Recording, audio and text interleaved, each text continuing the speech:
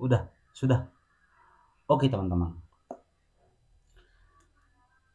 Pada kesempatan kali ini teman-teman semua, saya hanya ingin bicarakan tentang pengalaman-pengalaman kecil saya. Entah itu kehidupan saat ini yang saya rasakan, kehidupan apa saja, pokoknya banyak sekali kehidupan yang itu menurut saya itu menjadi satu motivasi, pengalaman dan lain hal. Jadi semua orang itu punya motivasi tersendiri. Semua orang itu punya motivasi hidup tersendiri, dan apa yang orang lakukan itu karena orang itu punya alasan tersendiri. Oke, saya paham bahwa ada hal yang tidak disukai, ada hal yang tidak disukai oleh kita secara pribadi ketika melihat orang lain melakukan sesuatu. Namun, ada ukuran yang berbeda yang harus kita posisikan, dan ukuran itu menjadi satu karakter dasar mereka, sehingga hal tersebut tidak bisa kita samakan. Kenapa? Karena semua manusia itu punya standar yang berbeda. Ada orang yang melakukan sesuatu dan ingin memaksakan apa yang dia lakukan itu seolah-olah harus sama dengan apa yang dilakukan oleh orang lain. Padahal berbeda. Itu berbeda. Nah inilah menjadi salah satu motivasi sehingga orang-orang itu bisa hidup, bisa bekerja, bisa makan dan minum. Apa ya? Maksudnya kita semua pasti merasakan jenuh, kita semua pasti merasakan bosan. Setiap aktivitas yang kita lakukan itu pasti ada hal-hal yang sangat membosankan. Misalnya ada orang yang rajin makan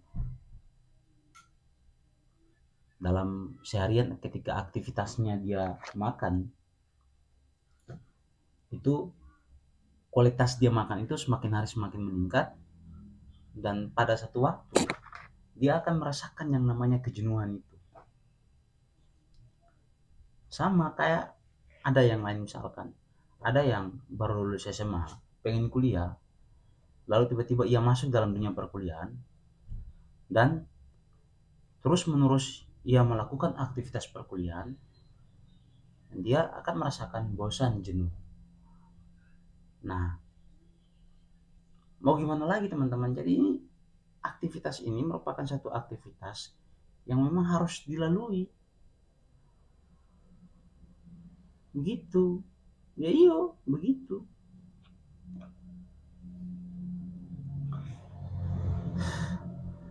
Masalahnya adalah ketika kita sudah menemukan dalam pengalaman kita, ketika kita sudah menemukan hal-hal seperti itu, kita tidak mau bergerak maju dan mencari satu aktivitas yang baru, aktivitas yang lain. Kita seolah-olah pasrah dan tunduk, lalu apa ya? Seolah-olah memikirkan sesuatu yang memang tidak pernah kita lakukan sama sekali. Bahwa seolah-olah kita berharap bahwa kita tuh maunya kayak gini, kayak gini, kayak gini. Tapi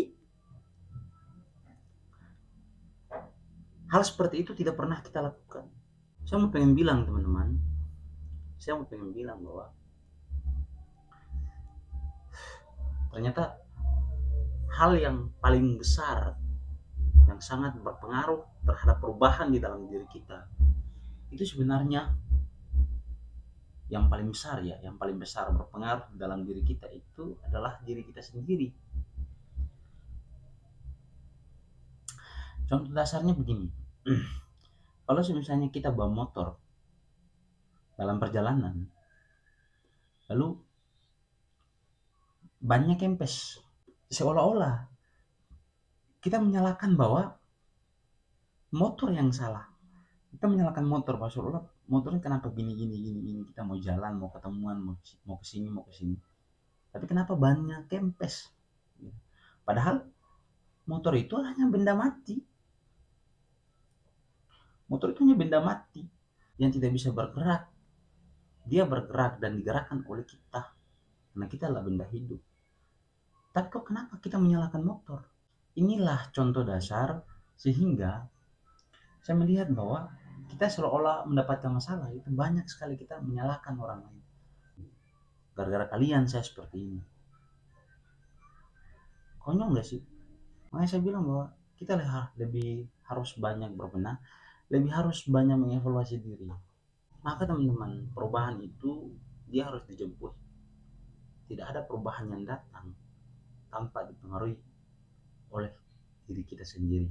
Walaupun Anda itu dinasihati oleh orang yang punya pengalaman yang begitu banyak, pengalaman yang begitu besar, tetapi semuanya akan tetap dikembalikan di dalam diri kita sendiri. Makanya saya pengen bilang bahwa hentikan dulu kita menyalahkan orang lain, kita banyak menyalahkan diri kita sendiri dan banyak mengevaluasi diri kita sendiri. Itu hal yang lebih penting sebenarnya. Sehingga itulah banyak orang yang apa ya, iri hati, dengki ketika melihat orang yang berusaha dari nol lalu dia sudah mendapatkan hasilnya, beli mobil, beli rumah dan lain-lain hal, dia merasa iri. Padahal dia tidak tahu bahwa orang yang punya kekayaan, orang yang kaya ini juga pernah melewati masa-masa suramnya dan pernah memulai semua kehidupan mereka itu dari nol. Dan tidak segampang itu seperti membolak balik telapak tangan.